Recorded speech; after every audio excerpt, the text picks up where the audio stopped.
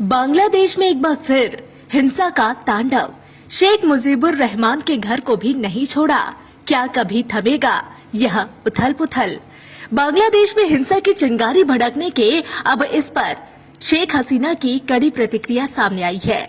5 फरवरी की रात को उपद्रवियों ने शेख मुजीबुर रहमान के घर को आग के हवाले कर दिया। बता दें कि शेख हसीना ने आवामी लीग के कार्यकर्ताओं व नेताओं से 6 फरवरी के दिन सड़कों पर उतरने की अपील की थी। इसके जवाब में उपद्रवी बुलडोजर लेकर धानमंडी 32 इलाके में पहुंच गए, जहां उन्होंने घर में घुसकर तोड़फोड़ और आगजनी की।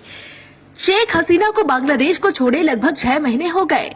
रिपोर्ट के मुताबिक शेख हसीना ने एक ऑनलाइन भाषण के जरिए आवामी लीग के नेताओं और कार्यकर्ताओं से अपील की थी कि वे मोहम्मद यूनुस के नेतृत्व वाली अंतरिम सरकार के खिलाफ प्रदर्शन करें। आवामी लीग गुरुवार यानी 6 फरवरी को बांग्लादेश में ट्रांसपोर्ट सिस्टम को बंद करके हाईवे समेत कई शहरों को जाम करने की तैयारी में थी। ढाका के धानमंडी में बांग्लादेश के संस्थापक बंगबंधु शेख मुजीब के ऐतिहासिक आवास को ध्वस्त करने के बाद अब इस पर शेख हसीना की प्रतिक्रिया सामने आई है। उन्होंने कहा, यहीं से हमारे संस्थापक पिता ने बांग्लादेश की मुक्ति का आह्वान किया था।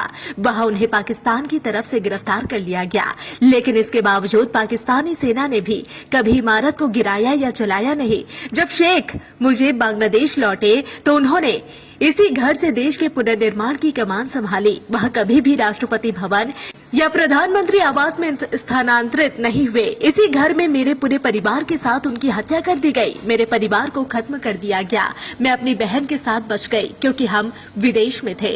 रिपोर्ट के मुताबिक आवामी लीग के आंदोलन करने से पहले ही उपद्रवी शेख मुजीबुर रहमान के घर के मेन गेट को तोड़कर अंदर घुस गए। उपद्रवियों की प्लानिंग घर को गिराने की थी। हालांकि उन्होंने घर को गिराने का फैसला नहीं किया और घर में तोड़फोड़ की और संपत्ति को आग के हवाले कर दिया।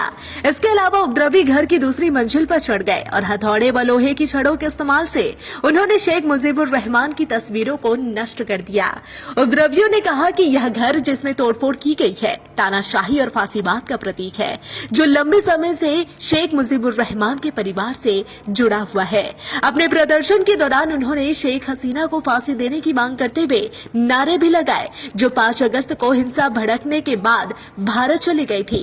इन सब के बीच आवामी लीग द्वारा विरोध प्रदर्शन करने से पहले ही पार्टी के कई समर्थकों और कार्यकर्ताओं को गिरफ्तार कर लिया गया, जो 6 फरवरी को एक देशव्यापी आंदोलन करने की तैयारी कर रहे थे।